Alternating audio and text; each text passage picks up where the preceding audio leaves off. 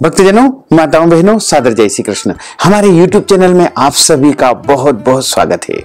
आश्विन मास के शुक्ल पक्ष की पूर्णिमा तिथि के दिन शरद पूर्णिमा का महापर्व मनाया जाता है। शरद पूर्णिमा के दिन माता महालक्ष्मी का समुद्र मंथन से प्रागट्य हुआ है। इस बार पूर्णिमा तिथि का प्रारंभ 28 अक्टूबर 2023 शनिवार की सुबह 4:18 से हो चुका है, जो कि 28 और 29 अक्टूबर की मध्यरात्रि 1:54 पर पूर्णिमा तिथि समाप्त हो जाएगी। इस प्रकार सूर्योदय व्यापिनी चंद्रोदय व्यापिनी जो पूर्णिमा है वो 28 अक्टूबर 2023 शनिवार के दिन ही रहेगी। इसी दिन व्रत की पूर्णिमा है, कोजागरी पूर्णिमा है, शरद पूर्णिमा है तथा रामायण के रचयिता महर्षि वाल्मीकि जी का भी जन्म दिवस इसी दिन मनाया जाता है। शरद पूर्णिमा की रात्रि में चंद्रमा अपनी 64 कलाओं से पृथ्वी पर अमृत की बरसात करते हैं और माता महालक्ष्मी जी पृथ्वी पर भ्रमण करने आती है तथा देखती है कि कौन कौन जाग रहा है। जो जागता है उनका घर धन से भर देती है। इसी कारण इस पूर्णिमा को कोजागरी पूर्णिमा कहा जाता है। इस बार स्नान दान व्रत की कोजागरी शरद पूर्णिमा में खग्रास यानी पूर्ण चंद्र ग्रहण होने जा रहा है।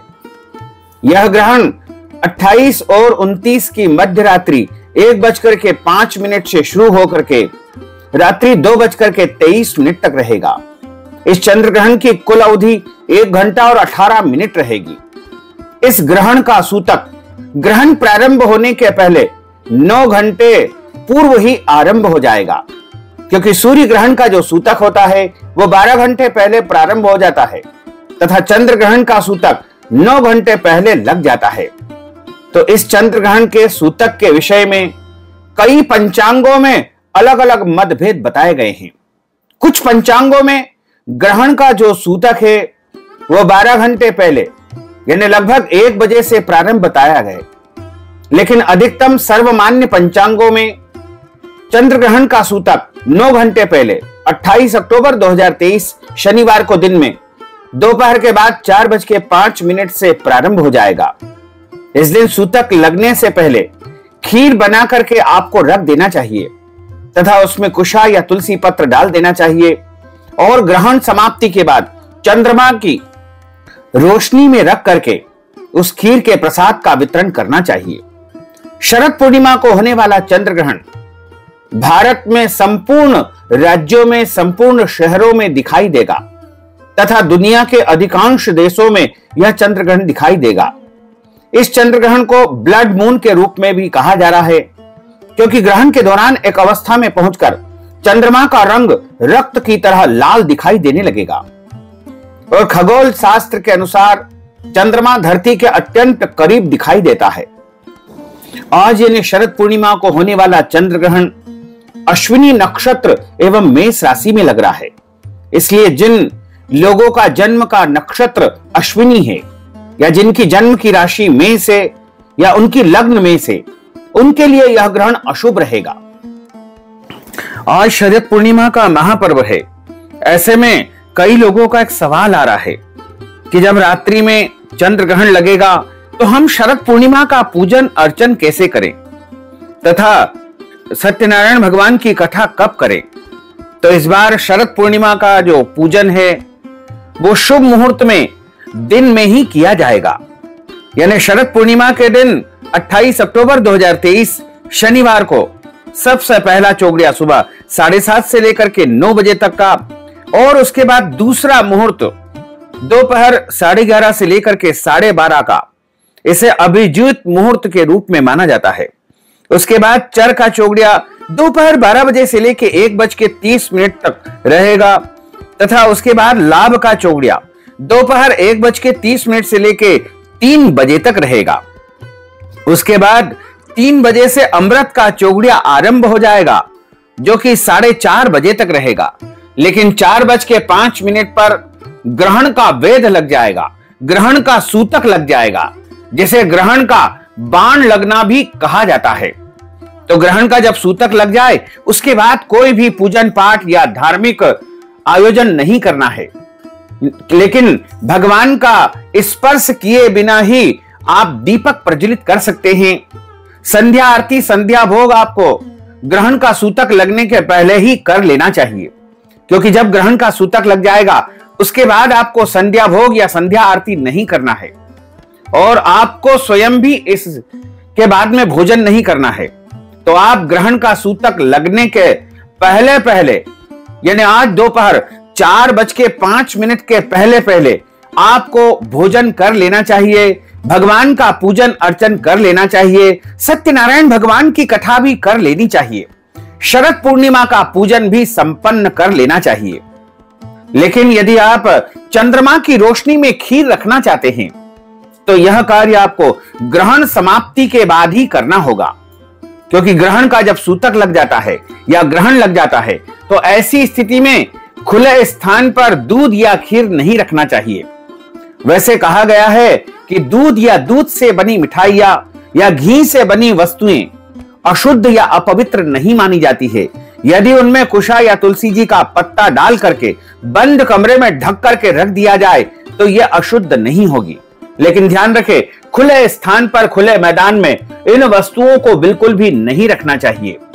और ग्रहण का सूतक प्रारंभ होने के पहले पहले घर की सभी वस्तुओं में, खाने पीने की वस्तुओं में, पहनने के कपड़ों में, बिस्तर जिन पर हम सोते हैं उन पर, या अन्य जो भी उपयोगी वस्तुएं होती है उनमें कुशा नामक घास या तुलसी जी का पत्ता आपको रख देना चाहिए। ऐसा करने से उनके ऊपर ग्रहण की नकारात्मक किरणें नहीं पड़ेगी और वो सारी चीजें शुद्ध रहेगी।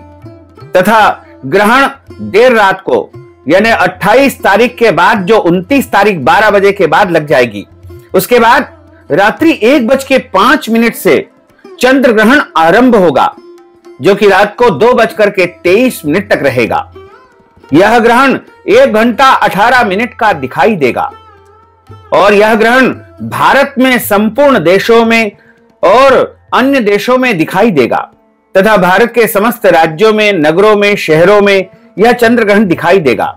भारत के अलावा England, Denmark, Sri Lanka, Syria, Nepal, Poland, Philippines, Australia, Europe, Africa, उत्तर एवं दक्षिणी अमेरिका में यह चंद्र ग्रहण दिखाई देगा। जहां पर चंद्र ग्रहण दिखाई देता है वहां पर इसका नियम पालन करना बहुत आवश्यक होता है। चंद्र ग्रहण का जब सूतक लग जाता है उसके बाद किसी को भी कुछ भी खाना पीना वर्जित माना जाता है। रोगी, वृद्ध, बच्चे और गर्भवती स्त्रियां सूतक के दौरान खाना पीना कर सकती है, लेकिन ध्यान रखें, खाने पीने की वस्तुओं में तुलसी जी का पत्ता या कुशा आपको डाल देनी चाहिए। सूतक प्रारंभ होने से पहले पके हुए भोजन में, पीने के पानी में, दूध, दही आदि में, फलों में तुलसी जी का पत्ता या कुशा अवश्य डाल दे। इससे सूतक का या ग्रहण का प्रभाव नहीं होगा। ग्रहण काल में प्रकृति में कई तरह की अशुद्ध और हानिकारक किरणों का प्रभाव रहता है, इसलिए इस प्रकार के कार्य ग्रहण काल में नहीं करना चाहिए। ग्रहण काल में किसी को भी सोना नहीं चाहिए। ग्रहण काल में भोजन नहीं करना चाहिए।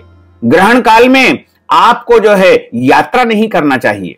ग्रहण काल में खुले मैदान में नहीं जाना चाहिए और ग्रहण काल में यात्रा नहीं करना चाहिए, इससे दुर्घटना की आशंका बनी रहती है। ग्रहण काल में स्नान नहीं करना चाहिए। ग्रहण के पहले स्नान कर ले और मंत्र जाप करे, अधिक से अधिक भगवान नाम का संकीर्तन करे। भगवान के नामों का जाप जितना अधिक करेंगे उतना अधिक आपको पुण्य फल तथा सिद्धि की प्राप्ति होगी। गुरु मंत्र का जाप करे, इष्ट मंत्र का जाप करे और ग्रहण समाप्त होने के बाद स्वयं स्नान करे, घर की साफ सफाई करे और उसके बाद आपको दान पुण्य अवश्य करना चाहिए। प्रत्येक मनुष्य को, चाहे उनके घर में जन्म या मृत्यु का सूतक लगा हो, उनको ग्रहण के बाद दान अवश्य करना चाहिए और ग्रहण के बाद स्नान भी अवश्य करना चाहिए। ग्रहण का सबसे अधिक जो असर होता है वो गर्भवती स्त्रियों के ऊपर होता है। ग्रहण काल के दौरान गर्भवती स्त्रियां घर से बाहर न निकले। बाहर निकलना बहुत आवश्यक हो तो गर्भ पर चंदन और तुलसी के पत्तों का लेपन कर ले। इससे ग्रहण का प्रभाव गर्भस्थ शिशु के ऊपर नहीं होगा। ग्रहण काल के दौरान यदि खाना बहुत आवश्यक हो तो खान पान उन्हीं वस्तुओं का उपयोग करें जिनमें सूतक लगने से पहले तुलसी का पत्ता या कुशा आपने डाला हो। गर्भवती स्त्रियां ग्रहण के दौरान चाकू, छुरी, ब्लेड, कैंची और सुई धागा जैसी कोई भी वस्तु का उपयोग न करें। इससे होने वाले बच्चे के ऊपर विपरीत प्रभाव हो सकता है। इसलिए आपको इन सभी नियमों का पालन अवश्य करना चाहिए। और यह ग्रहण 29 तारीख की 1:05 से आरंभ होकर के 2:23 तक रहेगा। इसके बाद ग्रहण समाप्त हो जाएगा। ग्रहण समाप्त होने के लगभग 5 से 10 मिनट के बाद में सभी को स्नान करके साफ सफाई करके दान पुण्य अवश्य ही करना चाहिए। साथ ही आप सभी से अनुरोध है कि हमारे इस ज्ञानवर्धक वीडियो को अधिक से अधिक लोगों को शेयर करिएगा, लाइक करिएगा, कमेंट करिएगा। और यदि अभी तक आपने सब्सक्राइब नहीं किया है तो अभी और इसी समय सब्सक्राइब कर लीजिए, ताकि इसी प्रकार की ज्ञानवर्धक वीडियो सबसे पहले प्राप्त हो सके। आपको और आपके पूरे परिवार को सादर जय श्री कृष्ण, सादर धन्यवाद।